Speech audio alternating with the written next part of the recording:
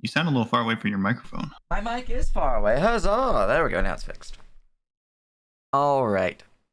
So, updates for you people on what I've been doing. I've been doing a lot of updates for the crafting, putting on World Anvil. You can probably see that there's some stuff already there. I've also been working on the downtime system. I literally have the document open right now, which is why I was like a minute late, because I was adding stuff to it. But you know, some updates there. Some more monsters have been made. I've also been working on some more maps as well. Probably going to be doing another massive map push to the Google Drive so people have access to them in a bit. Um, a lot of minor things like that that are not like, you know, have a massive document. It's more of like it's a lot of things are a work in progress essentially. Um, I would say about a third of the weapon crafting is now in World Anvil in terms of like the actual crafting system itself. So it's making progress. I've also been updating some of the rules there so they're a bit clearer in the guide, which is being transferred to the World Anvil. Other than that, my mind is blanking. Let me go look at my notes. Is there anything you would like to bring up while I look at my notes? Put you over here so I don't have two different windows. There we go. All right, let's see here.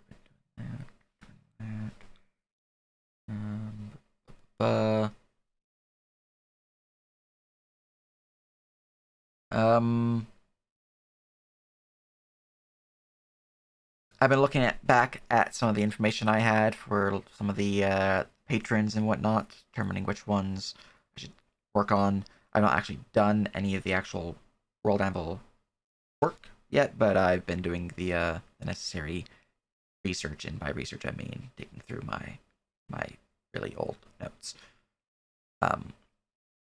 So expect updates on patrons soon. Also, hello. Hello. With the work on the downtime activities, though, I'm probably going to be working on a form soon for players themselves to actually start using it. Because I'm really close to finishing the core of them. So, getting to the point where we can actually have a form built to do all that stuff for us. I have not talking with Wada in terms of tech stuff, as they never got with me about things. So it'll probably be like a next week thing or something like that. But it'll happen at some point with all sorts of tech stuff. This week itself, I have been a little busy. I didn't have as much stuff I wanted to get done as I intended to, but I got a new pair of glasses being delivered in about a week, so I won't be blind. That's nice. Being blind is not. You have a good. design in mind for how downtime will function. Pass that along to tech to make sure the bot scope also ends up including it. Perfect timing on that topic, lol. I'll give him another poke about it in a bit. Yep. Now it's good stuff. Definitely will need some of these tied to the bot.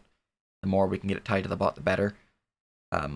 Especially if we can get the character sheets tied to the bot. In which case, that'll be just perfect. Easy clap. I'm willing to get that set up.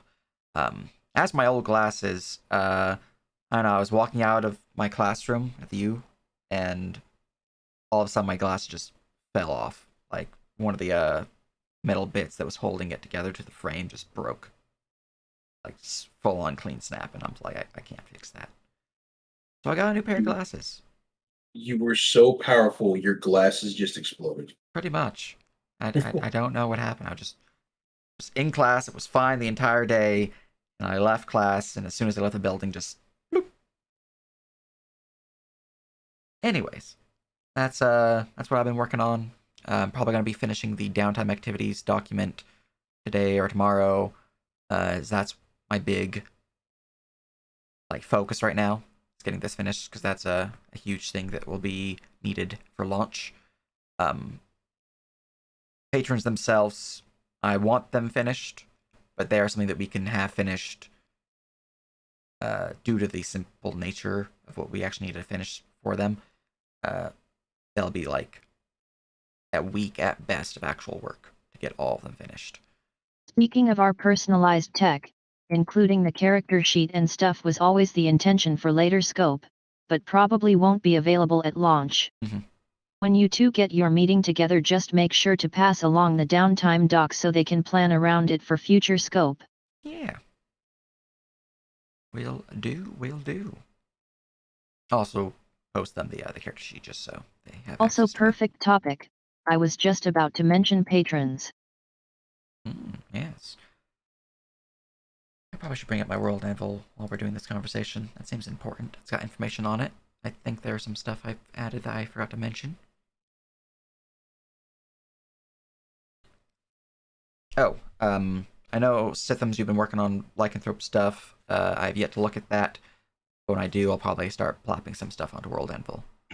Yeah, all good. I think it's fine. It doesn't expose any explicit information, and it's just like a summary of most general like lycanthropy lore. So it probably just requires an edit, and it should be good, honestly. Sounds good. Alright, I'm just looking through my World Anvil while Legacy gets themselves set up. So last week we talked about them briefly, and got the list of stuff that's already got established lore and doesn't really need much prep, except maybe mechanically, starting from the post I'm replying to now. That link did not link properly. There we go. Yeah, so that list there, a lot of those lists, a lot of those figures are names known in mythology.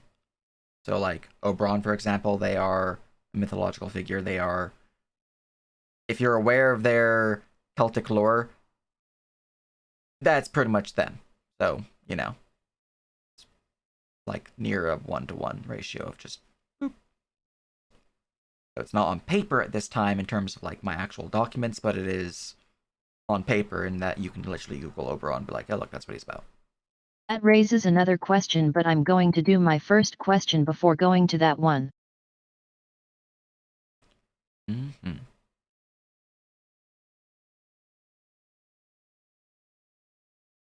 Questions upon questions, lol. Yeah.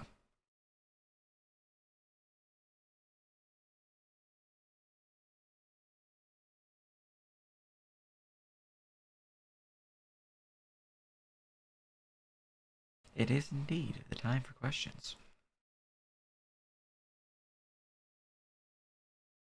Why she does that? Did we get an RP person? Had No Sky is standing in for right now, but we have not done any official signing of this duty.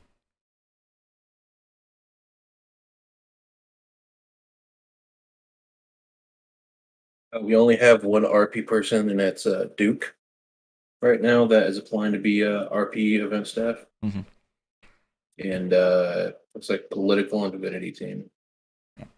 Speaking of events, though, depending on how Sky has it structured currently, we might look towards a particular event role being one that would be given a player slot due to the nature of the work that they'll be required to do.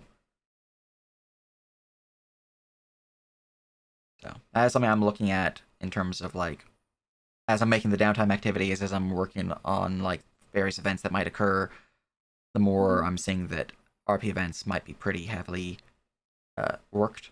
It might, need a lot of stuff that they need to do. So I'm in the land where they're going to be on the similar page as full-time game masters who will also have a player slot. So something I'm looking at. So, do you want me to give them the same rundown? Say I would give Monty for being a MAO, absolutely. then? That's why we ended Yes. up fighting for staff Okay. to have roles back in the old place. But that was also because RP events were mandatory. Should I put him through the same process, like make him do a game and everything? If they are going for Dungeon Master 100%, if they're going for RP events, they should know how to run games if necessary. So they should have that basic knowledge. They don't need to have like a perfect run game, but they do know how D&D works essentially. Okay, I'll give Duke the Aspert tag then. Yeah, and if they're just wanting to do like random side things that are not really going to be like a full time, as we're going to call it for right now, events team, then I'm not too worried about them running games. But if they're wanting to go super focused, then yes, they should know how to D&D works. Okay, I'll put them through that, and then I think by next week we will have Monty as a DM, or to be a sender. Yeah. Or sometime this week. It depends when I have time to look at this game.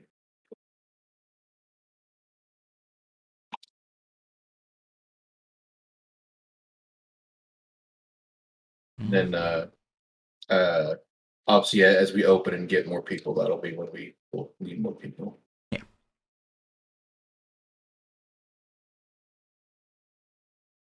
Let's see here. While I'm on this, while Legacy's typing, they have been posting me a lot of questions. I answered a lot of them. Some of them are like, how does magic function? I provided them some basic rundown, not like a super in-depth thing, but yeah, feel free to post those, Legacy, those answers.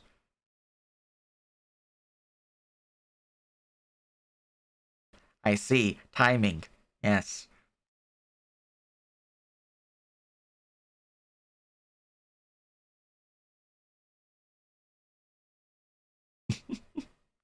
Yeah. I mean, DMs are a team. We're just haven't had any meetings because we haven't needed to run a meeting yet. Well, okay, we had a meeting like 4 months ago, but we haven't needed to run a meeting since.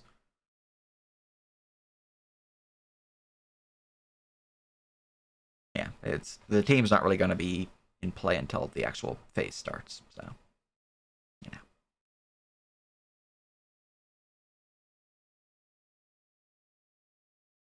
Wait, I mean, DMs are just a subsection of the adventure team. And regions are, adventure team, regions, DMs under regions. That's the basic pyramid of that team.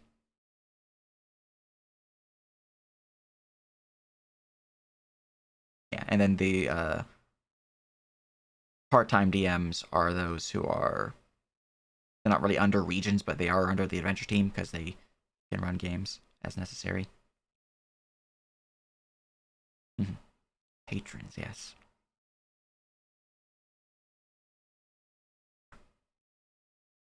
So my question this week was going to be, in the to-do list we want at least one patron per pact/subclass. Do we want to just grab from the list you provided, and have them as the default launch warlock patrons, or did you want one completely freshly made patron for each subclass as the defaults? The ones I have listed on World Anvil are the default options that players can choose. Generally, it's at least 2 per subclass. There might be more than 2, depending on if I had enough information, but they're an easy clap. But there's 2 per patron. Anything beyond that, if a player wants to come in and hey, I'm a worshiper of Ulkrash, the Lord of Thunder, I don't know, some random thing. We are free to work that in. I'm open to new patrons, so but we'll need, if they want to make a custom patron, we'll need a lot of information from them. So, choose carefully.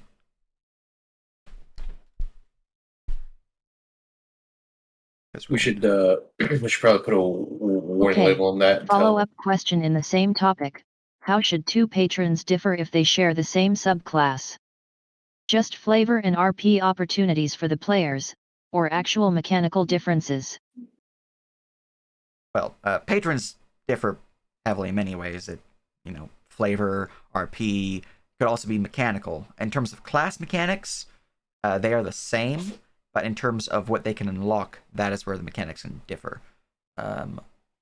For example, a Hexblade of, I was going to say the Tinkerer, but they're not a patron anymore. But for ease, a Hexblade of the Tinkerer might unlock like robotic, construct-based abilities, while a Hexblade of a different figure, such as the Raven Queen, might unlock shadow-based hex powers.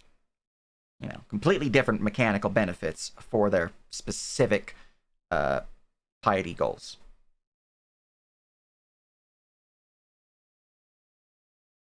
Oh yeah, no, for it to be added to a patron list, they need to work for it. But if they want to just come in with, hey, I'm the only person who favors this patron, I'm not opposed to that. Patrons are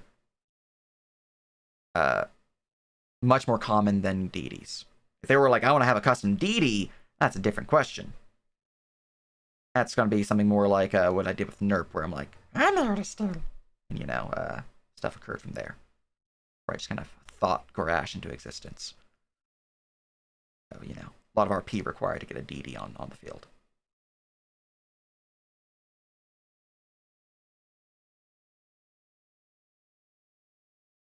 I'm saying that they can come in saying, I worship this patron, here's the information, cool. Patrons, as long as the backstory is approved, they're good to go. If the backstory is not approved, then they actually have to adjust things. But if it is approved, they're good to go.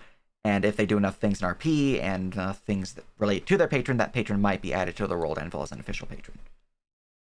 But essentially, it'd just be a one-person cult.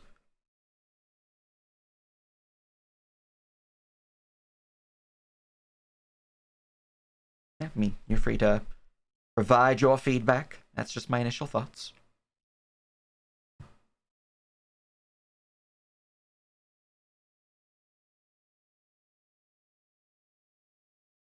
It's true.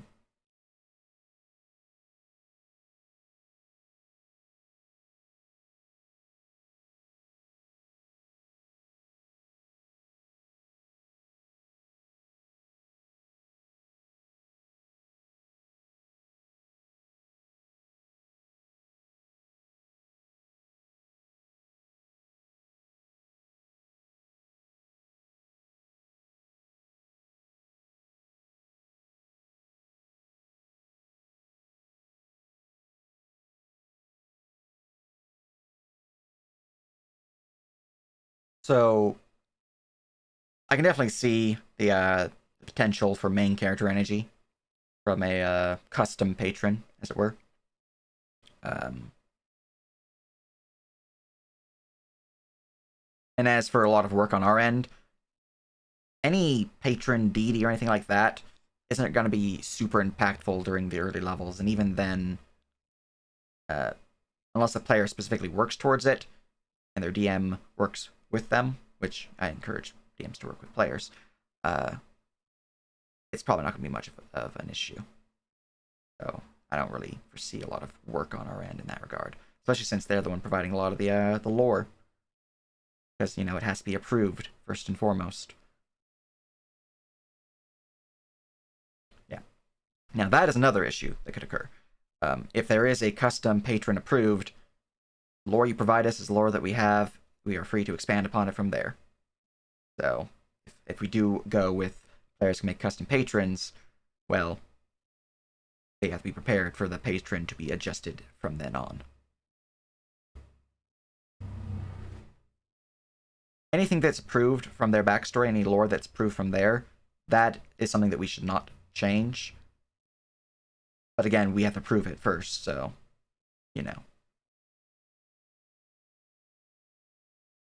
Yeah, but beyond the basic things that we approve, anything beyond that is open to our change, open to our interpretation, open to anything that we might need to adjust. Well, I was going to say before letting Lacey speak, it should come with a disclaimer that even if they have an intent, their outcome might not be what they want in the patron, because it's not really their choice in how it's made. Indeed. Essentially, they are providing us the framework for an NPC. Once the NPC is confirmed, it's an NPC. It's no longer under their control. It's not their player character. It is not their being. It is the world's. That is my thought towards custom patrons. In terms of patron bloat, as you say, it can definitely be an issue. But unless players specifically work towards making the patron like a full DD, full patronhood, it's probably just going to be like a one-person cult. And I can definitely see players focusing towards making it more than that, but, you know, having a single person like, I'm flavorfully following the Lord Ormaz, the master of the Seven Seas. You know, they're free to follow their cult.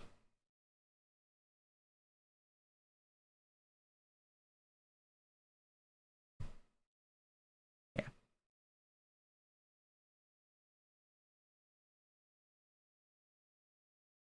Yeah, I mean, that's the gist of what I'm looking at. Legacy is they wouldn't be controlled. They would give us a basic description, some basic personality traits, and like it is more work on the players and to make a custom patron because they have to provide us with a lot of details that they would normally not otherwise provide. Definitely would need to provide guidelines.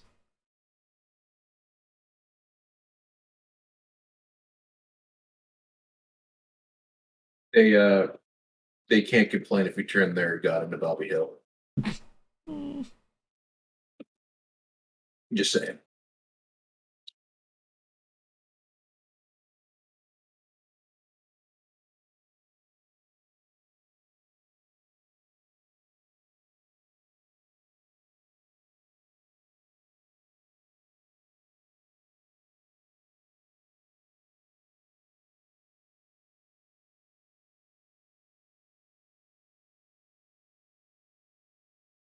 Pretty much what Sky said.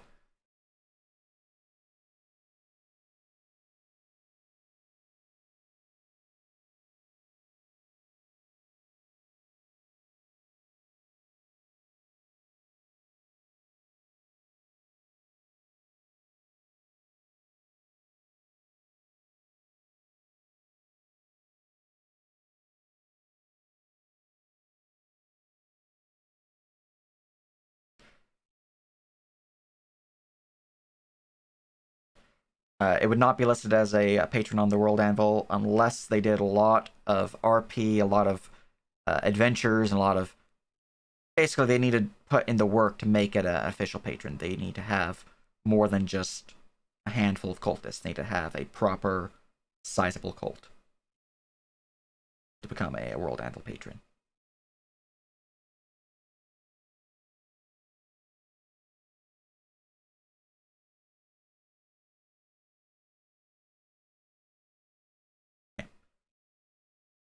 I can definitely see it being a problem. Are there things that you would suggest otherwise, Zach?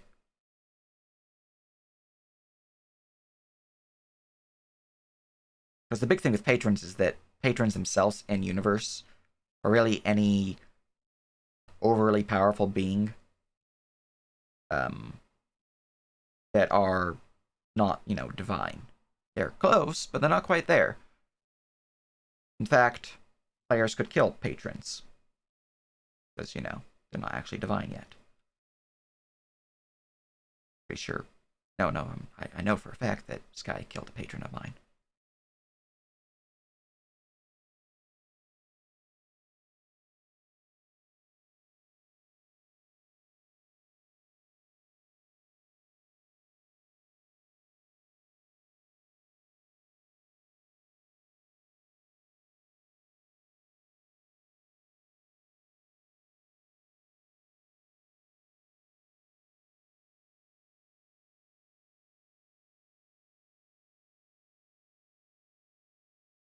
Yeah, I think once we have a guideline document made for these, we'll go over again. I mean, you helped run a lot of the Divinity stuff, Zach, so I do wanted to get your opinions on this pretty heavily. If the guidelines are more of a vague notion of what your patron might be, would this be something more you're okay with? So like they're not creating, oh, this is Jorboff, the person who loves me so much that he decided that I am his special chosen one. More of, here is Morkoth, the Dark Lord of Shadows, who I made a pact with to gain my warlock powers. Nothing, really beyond that.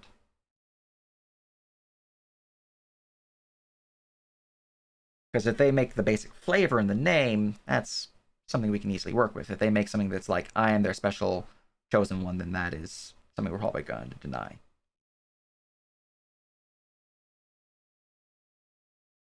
So I think that kind of goes into the we had the ability to deny certain backstories. So, but I think for guidelines, once we have that, we can discuss this again in more details and see if the guidelines themselves feel good to you.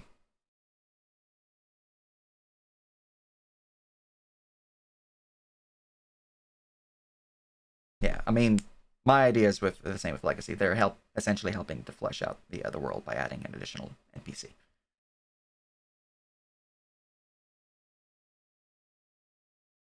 No, if they say the Fiend doesn't own their soul, then that's an immediate denial of their backstory choice.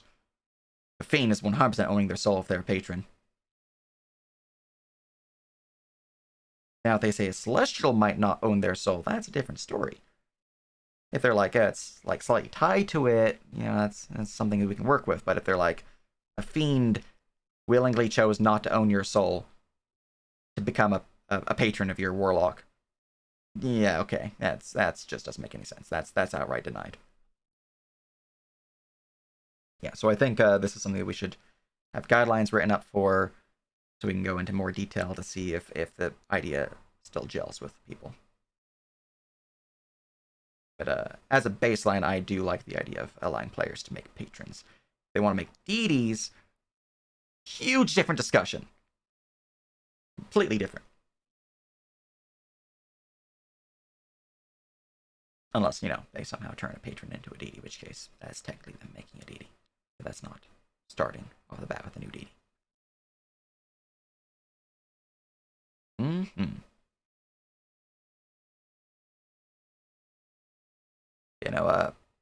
Patrons themselves, since there's a vast number of outsiders and fae and spirits, essentially, there can be a lot of different patrons.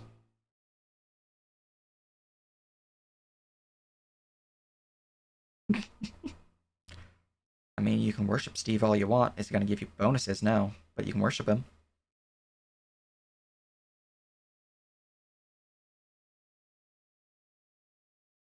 Pretty sure Steve from accounting would just be a fiend because he'd just make you work. I mean, a lot of the common names like that, if you add like Bill from accounting, they're probably a demon in the abyss or a devil in the hells. You can thank Sultan for that, by the way, because they made a one-off joke about Ted from accounting, and then it just kind of stuck.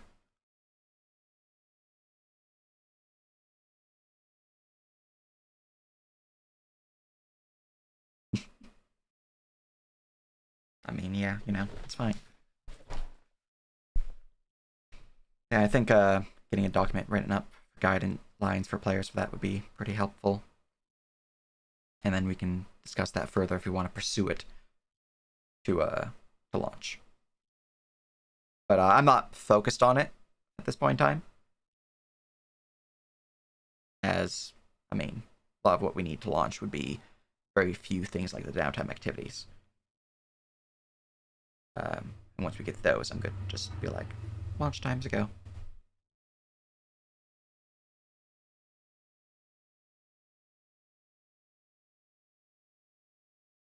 Mm-hmm.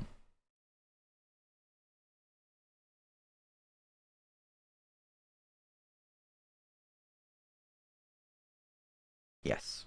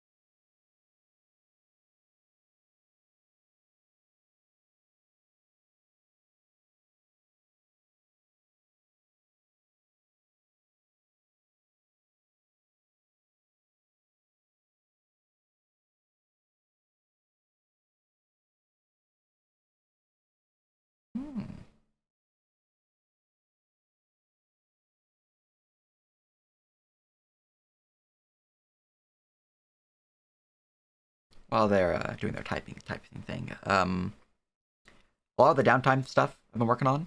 I've been making a lot of pretty solid progress. When it's finished, I'm gonna have an update where we just go over things to make sure that they. I'm gonna put it in peer review to make sure things fit what we're wanting to do, because some of them might be needing review essentially. Because while some of them will definitely work for a home game, for a living world game, yeah, something to discuss.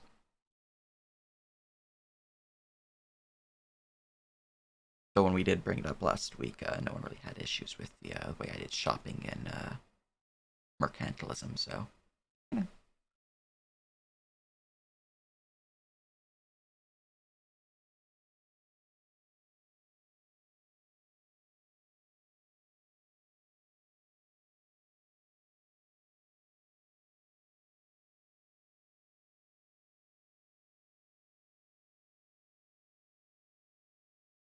Yeah.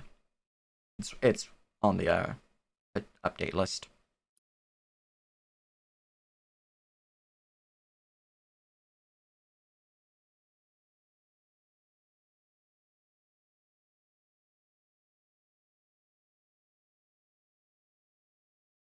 Right now I need to get all of them marked as not work in progress, then I can go through them.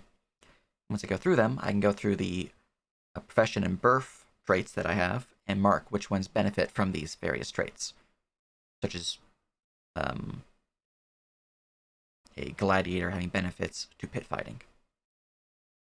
Yeah, things to work on.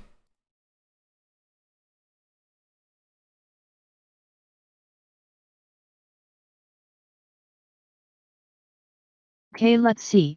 Next one to bring up is still in patrons, which was, is there any patron you want stuff written for, whether mechanical or lore? Particularly, in the launch to do it says one patron made for each pact choice and core pantheon made. Do you not have mechanic stuff prepped for all of them, or do you just need to transfer? For all of these patrons on the list, they just need lore. They just need a basic fluff page on their world anvil. Mechanics for patrons, that's not something we're going to need at least till like level 10.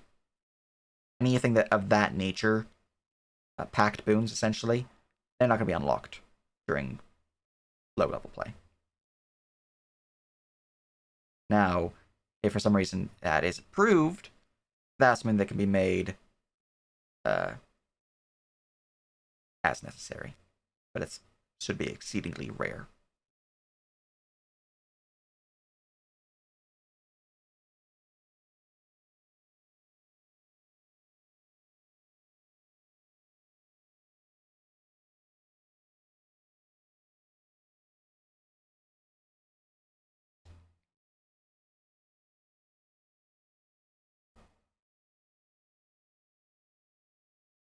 Let's see here.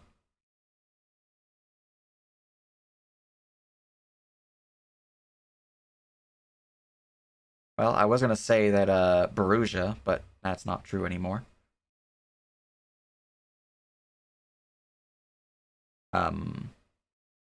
Eldiria to an extent.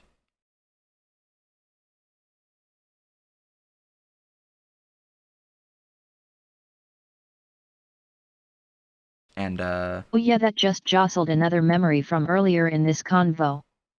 You mentioned Celtic patrons, but that brings up the whole anachronism thing. Are they literally Celtic spirits from Earth mythology somehow present in Syrik, or are they Syrik equivalents formed naturally from the setting? Both kind of work based on what you've mentioned to me about the setting. So, all of the real world mythologies, faiths, etc., they exist in universe. Each of them have their own planet, their own plane, their own material existences, their own heavens, hells, etc., that were relevant to their various deities and their various pantheons. Many of them might have died off in a god war, in the original god war, way back in the beginning, such as the Babylonian pantheon. That one's unfortunately wiped out. They don't exist anymore. They're all dead. probably be dead, but that's a different discussion. Those beings, they're not from Earth. Like, Earth doesn't exist in universe. So they're not transfers from Earth. They had their own planets that were formed and built by their deities that, happened during the primordial chaos that formed many of them. They all have their own creation myths. Some of them are actually true in many different ways. Are they fully true? Not really, but if you look at like the creation myth for the Greek humans, it's fairly accurate. They were formed from clay, from their their patrons. Now, as for the Celtics, a lot of their deities, their figures, they did not really, die out or get destroyed in different ways. They were, I don't really want to say transferred, or I don't really know the right word for this, but they have essentially became fey spirits. That's the best way to put it. They're still deities, like Mananon Maclear. They're still a deity. But a lot of these beings, they are part of the Feywild at this point in time.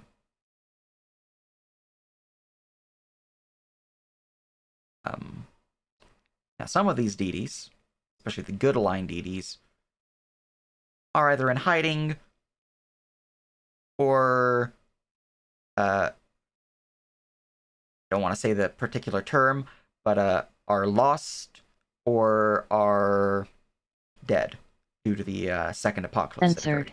Yeah, censored. But these particular deities are essentially not viable. Now, could players eventually worship any of these mythological beings? Sure. At the beginning, no. I believe I have a list somewhere on my laptop that lists the deities that survived the apocalypse from the different pantheons, so I can scrounge that up.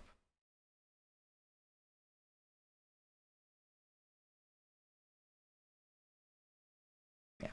Syrik, the planet Syrik, is actually a combination of these different realms. So, like, Heliopolis was the planet for the Egyptian pantheon. A portion of that planet was transferred into the planet of Syrik.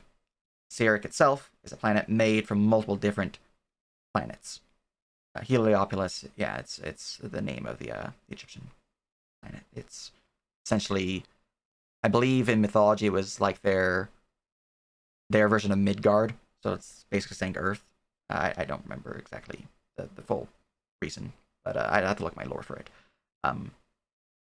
Yes, essentially all these different pantheons, they stopped the God War by making a peace pact that formed the planet Syrik. Way in the future, peace pact was broken, and an apocalypse was caused from a bunch of chucklefucks who decided to open the apocalyptic seals. So, you can thank Sky for that.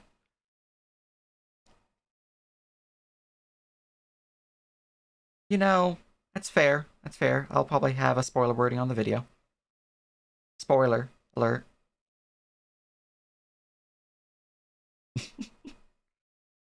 You didn't want it, but it still happened. Anyways, Kydrin, the planet that the Living World takes place on, is a planet that was formed during the first God War, and it was formed in a way that made it hidden from the other pantheons. Thus, many of the pantheons don't even know it existed. Certain beings, such as the Abyssal Planes, Demon Princes, and the Nine Hells, Lords of the Hells, and so on and so forth, they're aware of it. Can they speak about it? No. This is because of the Divine Gate. As for the purposes of how that functions, we can get in that at a later point for Divinity Team and whatnot. But essentially, Kydrin is a safe place from the God Wars. When the Second God War happened, they didn't know it existed.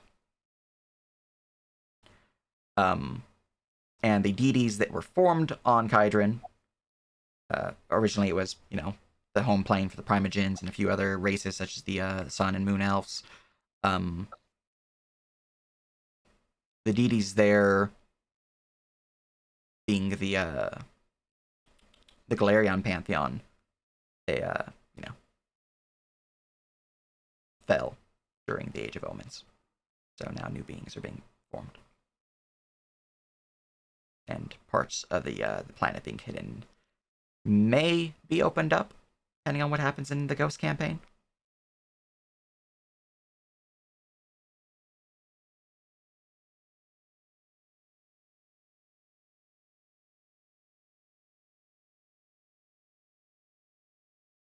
I mean, this isn't really... I mean, it's definitely spoilers, but it's also... some of this lore would be known to certain characters. So, like, if your character has the sage profession and you have lore in the extraplanar and in, like, you have expertise in the religion skill, for example, I wouldn't be too opposed to you knowing about the fact that there was a god war. Yeah, I mean, it is definitely baseline World War. Some of it is definitely something that players would just not know.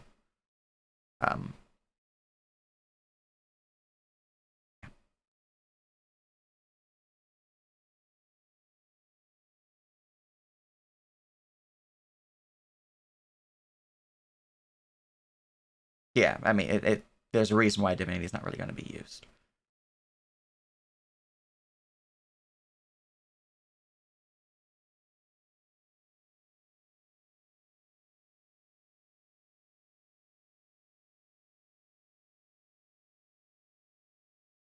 I mean, if people want, I can update the video to basically cut off as soon as this point occurs when I start discussing the lore, and then post the full video for our purposes. Or, just post both versions here and keep this one saved in a lore folder for the admin side of the Google Drive. Either which way, it's lore. I probably should put it on World Embell at some point, because I have a lot of things to update on their timeline.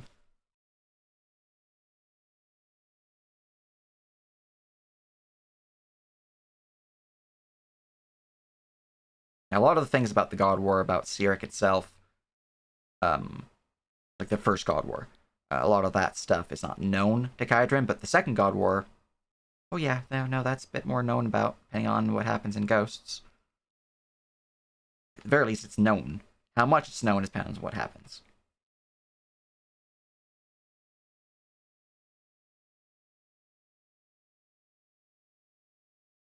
Mm-hmm.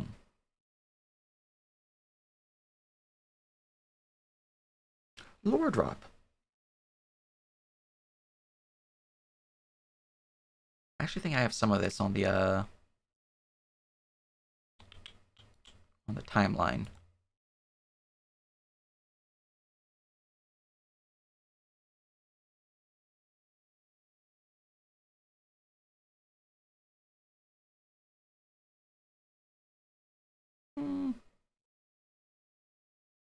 We'll go through some of the background stuff later, but last main thing for the meeting itself. So these various patrons, are they all present on Kydrin, or has Kydrin become accessible to them recently, or have they had access for some time? So, outsiders, patrons, and so on, they have some ways to access Kydrin, even before Age of Omens occurred, when it became more accessible.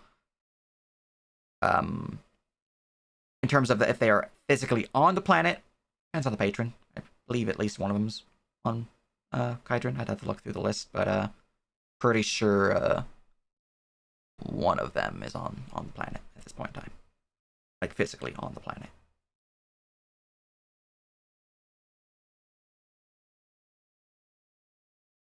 Age of Omens would be the actual era that became more accessible. Because that's when the shield that protects Kydrin from unseeing eyes broke.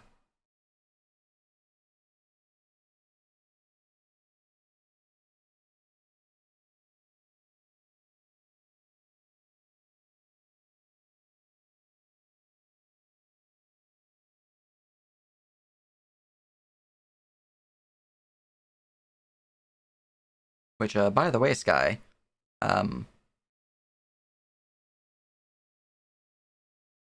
11 days. All right.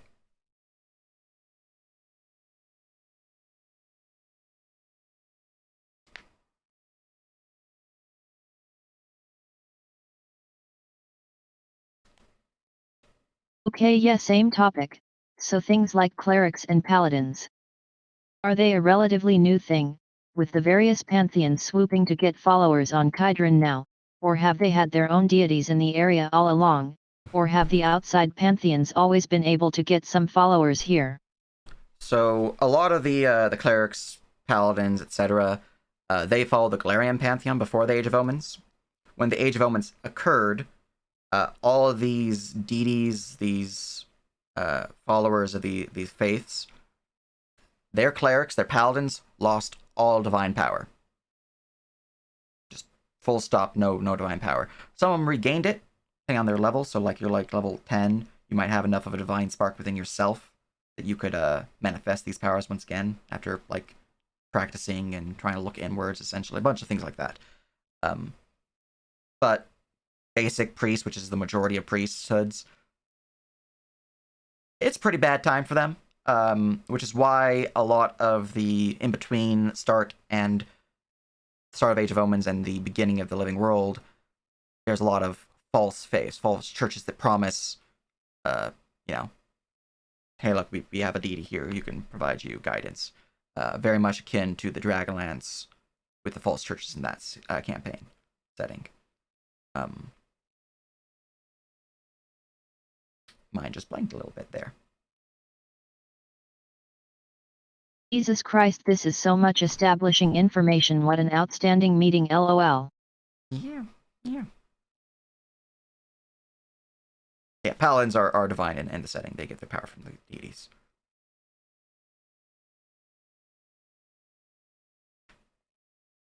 Yeah, paladins and basically any divine class gets the powers from a being. The oracles, they get their power from a being in that they are cursed. Do they have to worship the being? No. But they do have a curse.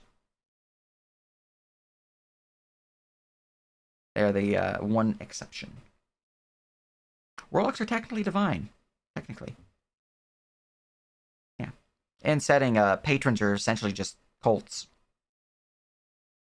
They're not quite fully power deities, but they are strong enough to provide cultist minor power.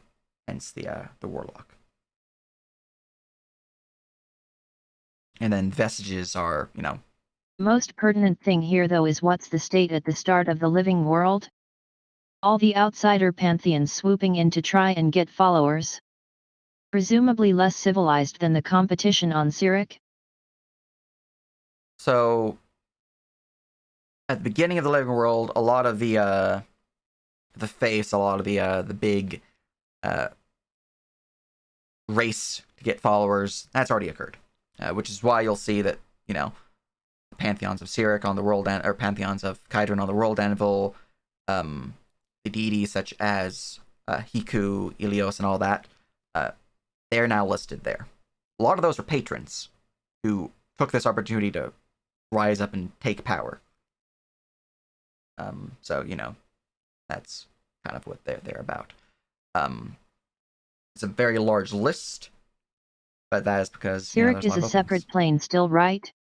Yeah, Syrik itself, campaign setting, it's also a deity, and it's also the planet of Syrik, which was formed to create the Siren Pact, which ended the First God War. Yeah, any Galarian deity is just straight up gone. Unless they are a demon prince, or otherwise not copyrighted.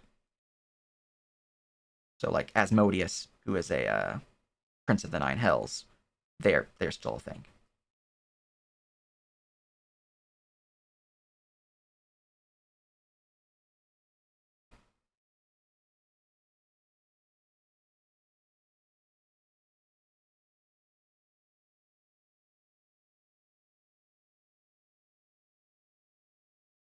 I mean, you can, Do you want to, though? I can't believe the big bad of Syrik was the Disney Corporation all along. I mean, you know, copyright sucks sometimes. Don't let them know that, then they'll know we're on to them. I mean, truly, Sithams is the big bad here. Mm-hmm. Mm-hmm. All right.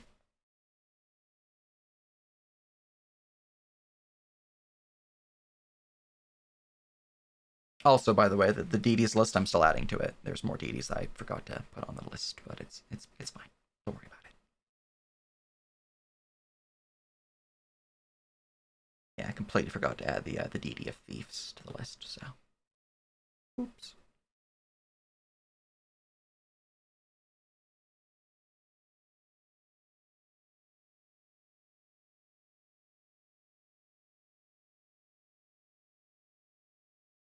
Also, so what's your stance on mythologies that aren't currently planned or available in the Syrik setting / don't have their own entries or plane, and weren't on Syrik presumably? Like, I don't know if you have Oriental pantheons on there, but those could easily be a future expansion.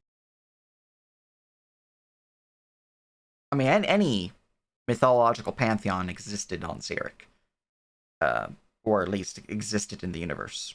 So, like, the Japanese pantheon, the Shinto pantheon, that exists. A lot of the beings were actually heavily dealt with in my second campaign I ever ran, that Sky was a part of.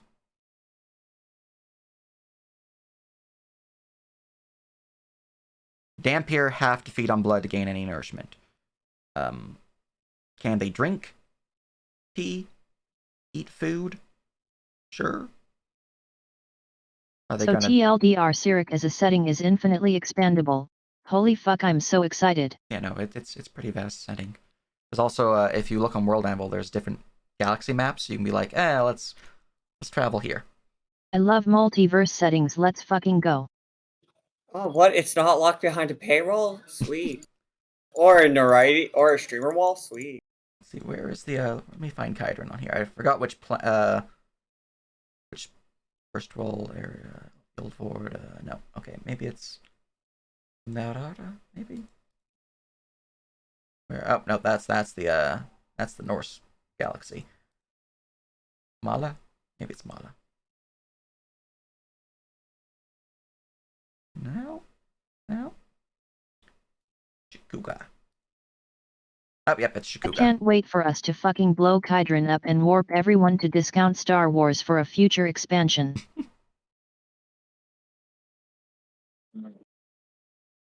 Speaking of that, do we want to sit down with Chrono at some point and go with the Spelljammer book?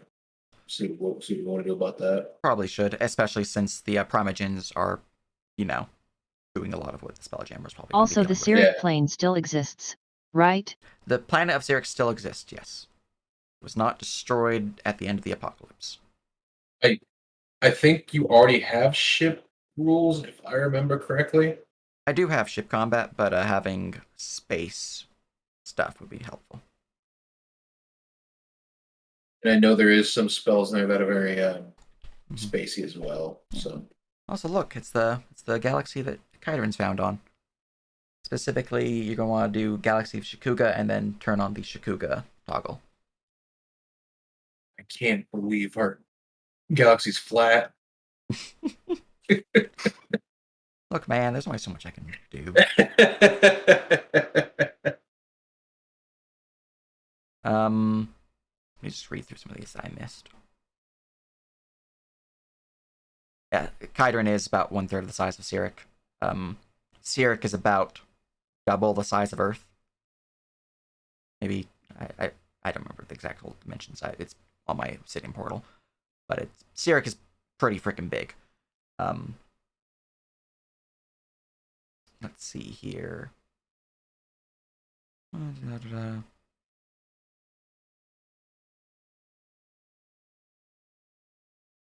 As for Velox, find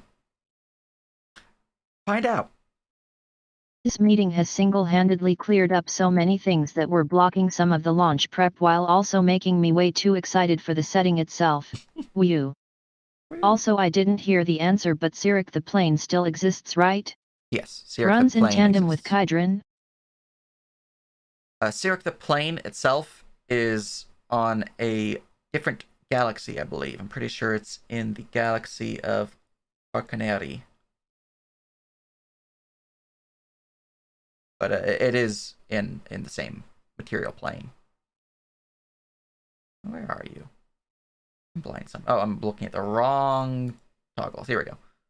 Yep. No, Oh my Syric's in fucking god, Arcaneri. we're doing galaxy clusters. Time to go Rick and Morty and have a finite curve.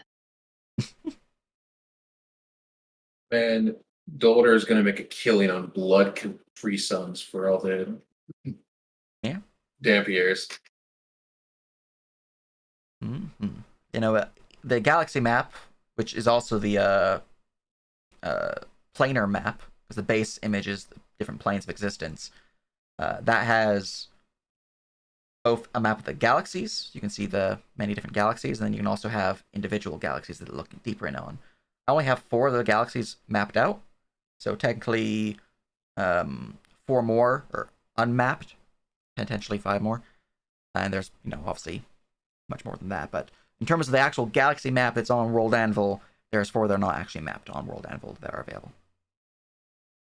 So 4 are visible, and players can actually be like, hey, look at that.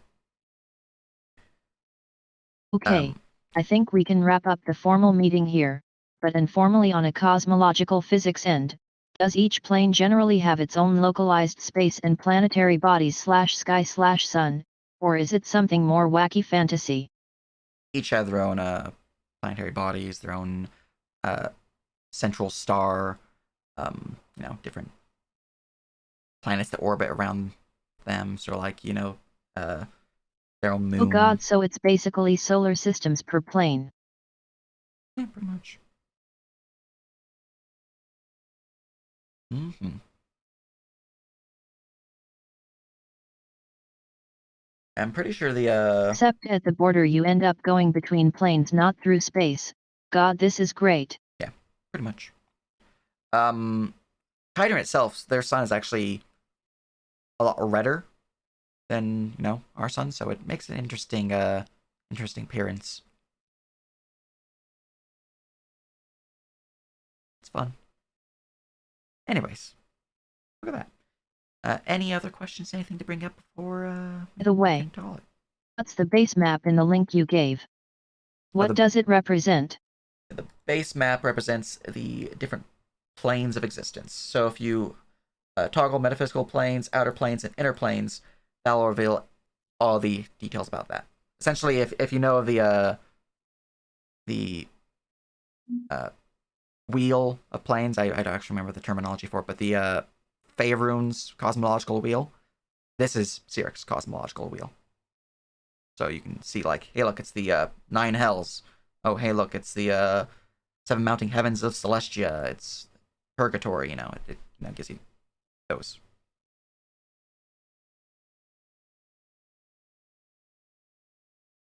Yep.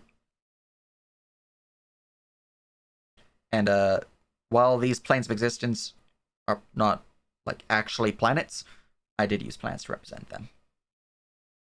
So like Ikokito, the spirit world, it's not actually a planet, it's a plane. Are these universally shared between every single material plane, or are they all localized?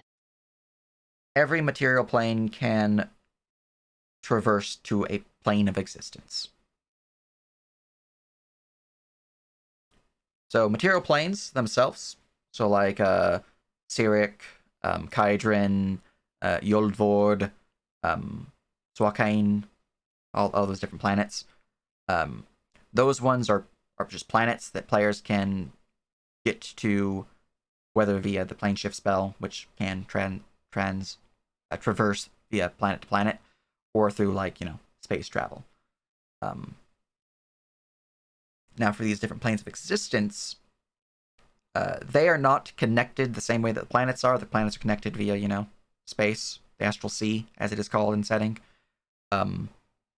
These planes of existence are interdimensional. So think of it like the Upside Down from Stranger Things, where it's entirely different dimension. Some of them might be mirrors, like the Upside Down, where it is a mirror reality to our own.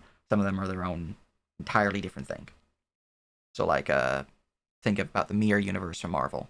That's its own different thing.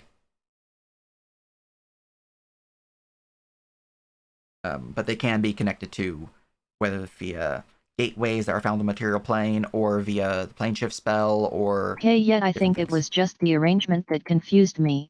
I thought it was like a cluster of planes, but it's just a stylistic choice, I assume? Yeah, it's stylistic. You'll notice, though, on the top left and the bottom right, those are the two energy spheres. The planes, the positive energy and the negative energy plane. Those are the spheres of magic. And they bind all these different planes of existence and the material plane together.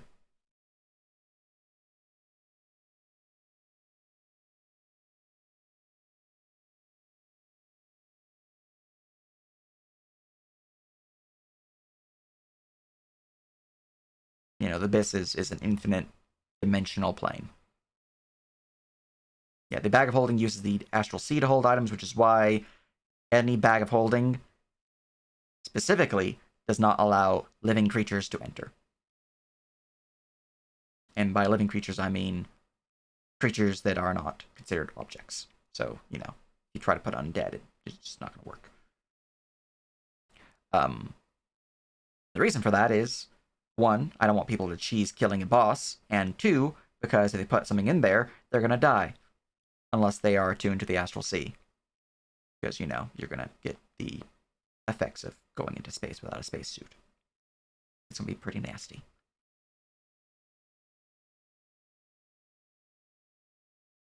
Yeah, if you have a big enough telescope. Some of these are actually known in Universe Decadron. Depending on, you know, what they can see.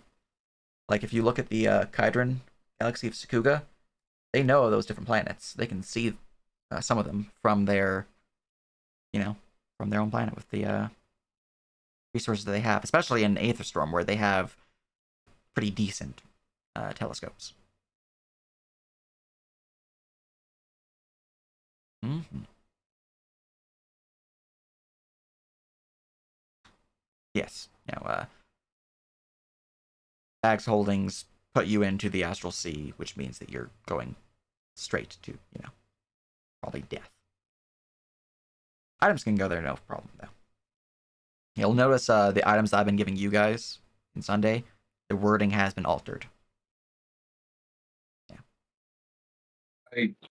I just imagine the Astral Sea is a literal floating garbage dump of items people put in their bag of holding, to the point where there are people actually living on the mounds of the items.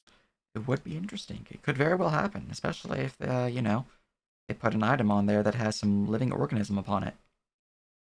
Okay, another thing. The planes in the map aren't exhaustive, right? Theoretically, there might be more Yes. that haven't been encountered yet. 100%. Or is this just the hard limit within the Syrik setting as far as the metaphysics go? There are definitely more to be found yet uncovered. These are just the known galaxies. Okay, disregard the last part, you already answered it, haha. Mm-hmm.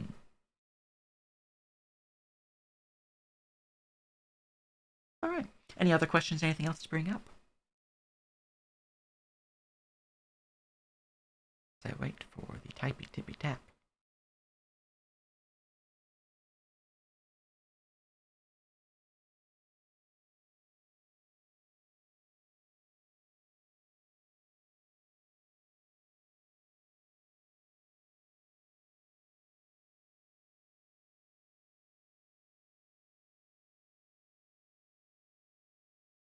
You know, this the galaxy map has actually been up on World End for a pretty long time now.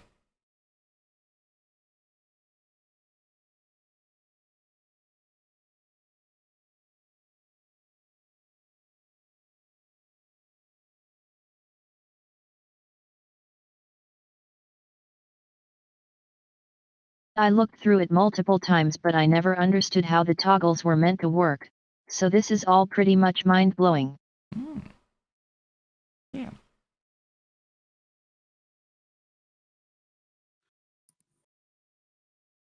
Pretty much, galaxies, whichever is from a plane, is a cluster of related planes used to access related plane shift spell.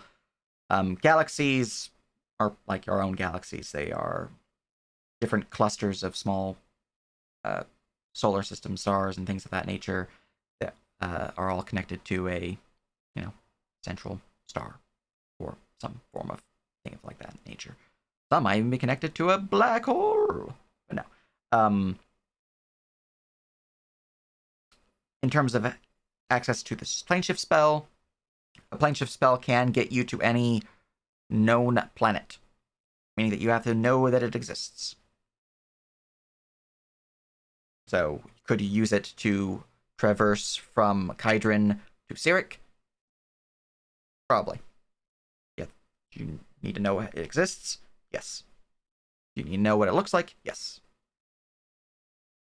Do you need to be able to see it? Probably. I haven't fully updated the wording for plane shift, but it's in the works. Pantheon planes were they basically on the same galaxy, which also includes Syrik Hydron.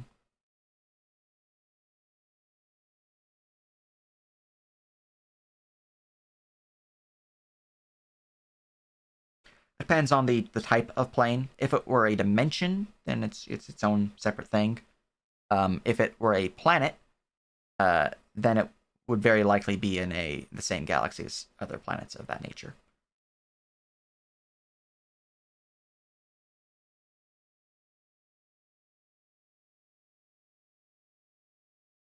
In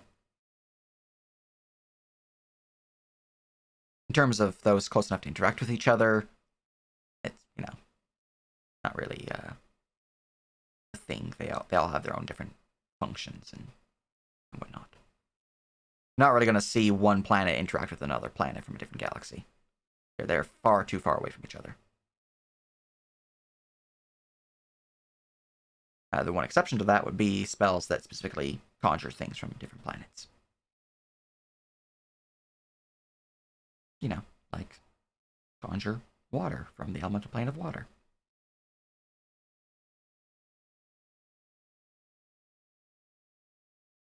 In terms of what I need to do, I'm at this point just doing additional side work. In terms of back-end stuff, how much do you think that we have remaining in that regard, Legacy? I know that I want to get the downtime finished. I want to get the patrons and deities up on World Envil, and then I'm just like, yep, we're good to go. But is there anything else that you think that needs to be done before we're good to launch? You've been handling a lot more of the backlog than I have.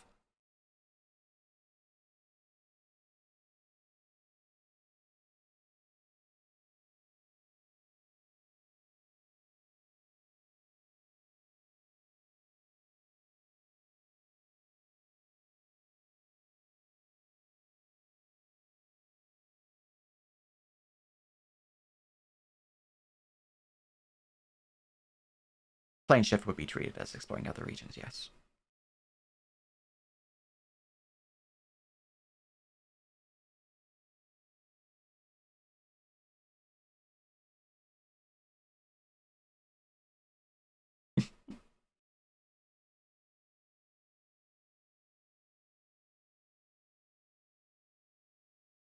The big way to look at it would be that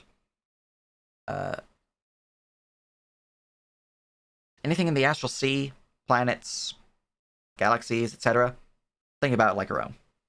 Though it obviously has magical connotations to it because of the way that, the world is pretty heavily magic. Dimensions are separate. They are interdimensional. They are completely unique, different things that have their own rule sets that can completely ignore the laws of physics or the laws of the material plane. Yes.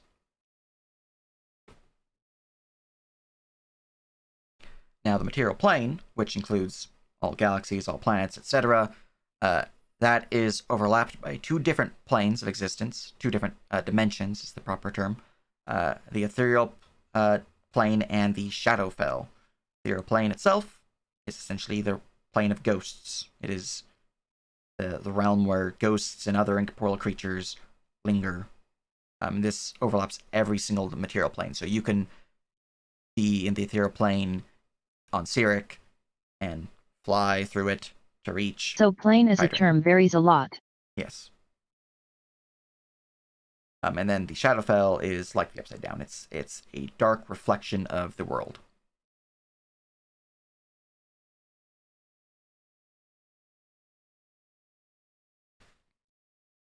Mm-hmm.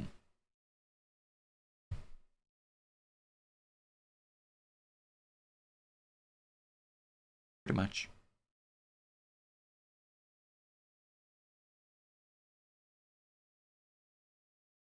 Well, the Genasi are based off of the various genie tribes, so they wouldn't really have an ethereal Genasi.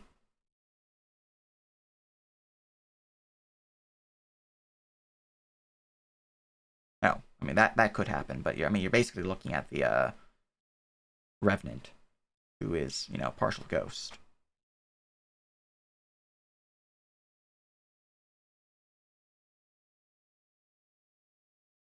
Mm-hmm. Yeah. I think in terms of the workload that you think that we're at, Lexi, just reading your message, you should get that up on the. I'm typing that up right now. Yeah. Once we have that list, because I think you might be overestimating how much we have left. I might be underestimating how much we have left, but like in terms of what we need to launch, we are really close in my mind. Like about a couple of weeks ago, I thought we were just ready to launch right off the bat, but then I forgot about downtime, and my writer's block said I could not finish certain things in time, so there's that.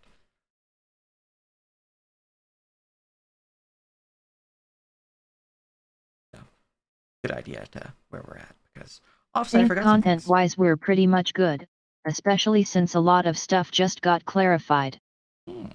I've been estimating mostly on the system end though. Gotcha, the system end.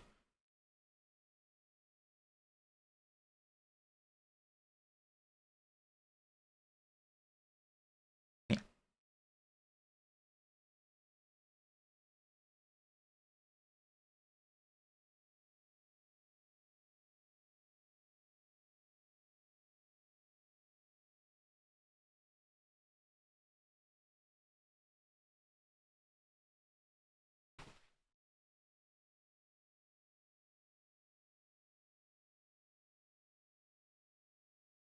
Yeah, I do need to go through them and mark them as MA or SU or EX. I believe you already did that for the most part, so I just need to take your list and cross-reference it.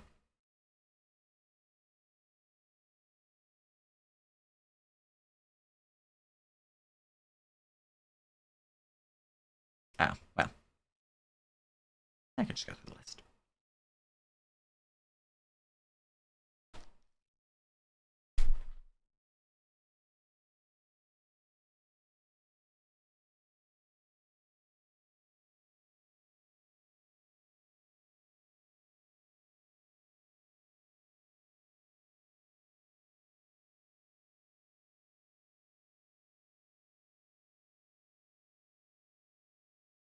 There's certainly a lot of abilities in 5e. Yeah. And we're definitely not adding more. Cries internally. Never ends. That's for You sure. could stop the badness, you just choose not to. It's true. I like creating things. Speaking of creating things, I wonder if my artist got back to me. I'm working on a game, and they've been sending me some pretty fancy art for it, so. Oh, your card game, yes. Yes. The real question is, will your card game be playable on motorcycles? I'm afraid it is not a children's card game on motorcycles. Shit game, to be honest. I haven't actually looked at the Spelljammer book, so it is something that we need to get with Chrono and go through.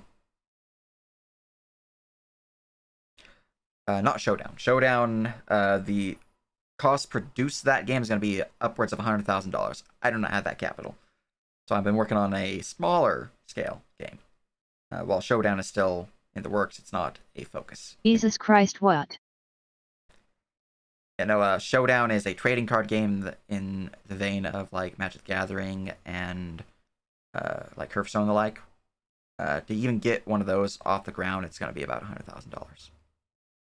I don't have that money. Yeah, making games is expensive.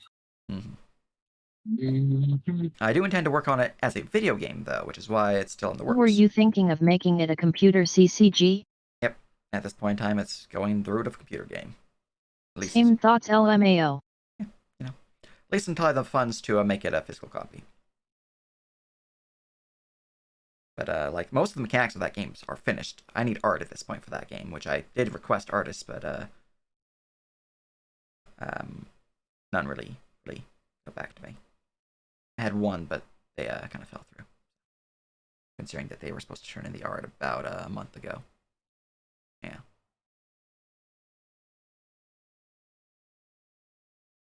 Or maybe it was a week ago. I'm pretty sure it was August when they were supposed to turn it in. Beginning of August. Might have been beginning of September. My mind's going a little fuzzy. It's fine. Don't worry about it. It's true, I could make it like a phone app. Yeah, phone apps are still going to run you about 20 to 30K depending on the scale. Yep. I'm not too worried about it. I already have all the assets I need, and I already know how to make the stuff. The license itself is going to cost me probably about $100. So get the license to go on Android. If I want it on Apple devices, that's a different story because they're expensive. Because they like being expensive. They are. They're also very picky about how they grade your stuff. Yep, that's true. But you know, Unreal Engine's it's pretty solid. I don't need to pay too much for Unreal Engine unless I get over. I think it's like 100,000 or $1 million. I'm pretty sure it's 100,000. If I get that much funding from a game, then I start having to give them some royalties. But no, big if.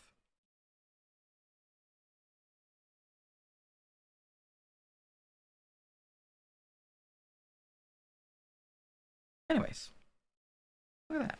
Still typing. I'm gonna go and find something to give you guys a view of a thing I've been working on.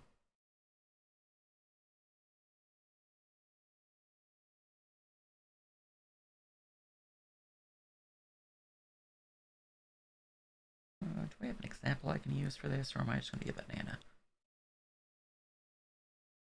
Yeah, sure. Let's grab you and just give you guys that example.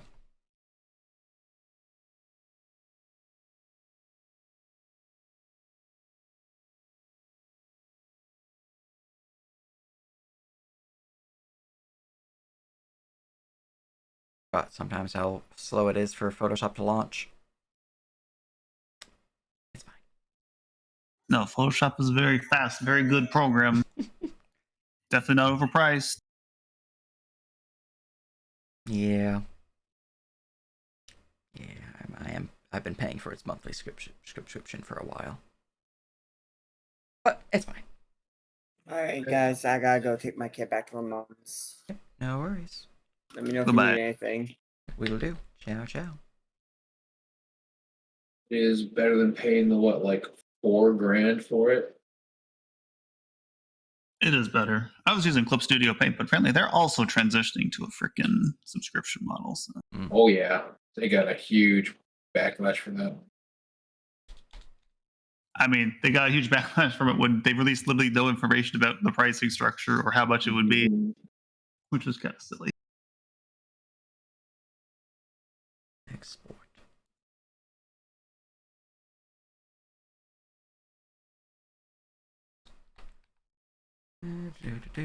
Example.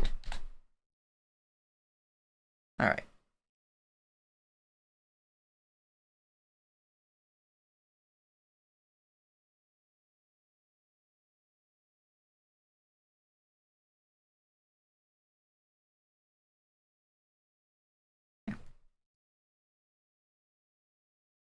Gonna work with me here, or you're gonna be a banana.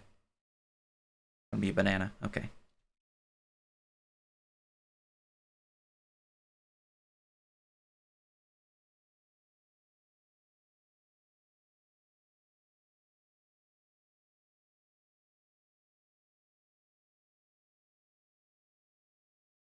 Rico, that's just the stuff that I was already working on, doesn't include the implications of today's discussions.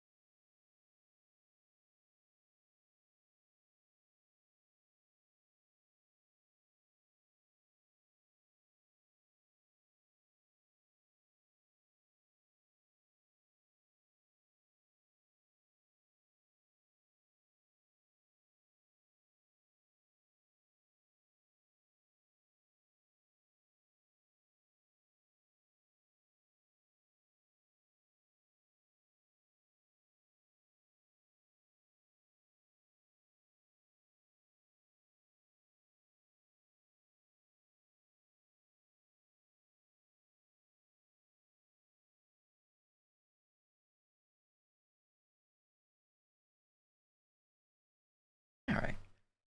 Not too bad, but it's definitely a bit left to do. Anyways. Here's the a card of the game I'm working on. But anything else to bring up? Anything else to discuss? Oh. Alright. Well, I think that right there is a good old meeting. Want to see what guys say real quick? 9. Alright, well then, appreciate everyone's faces. I'm gonna call the meeting there, and you guys have a good week and all that good stuff.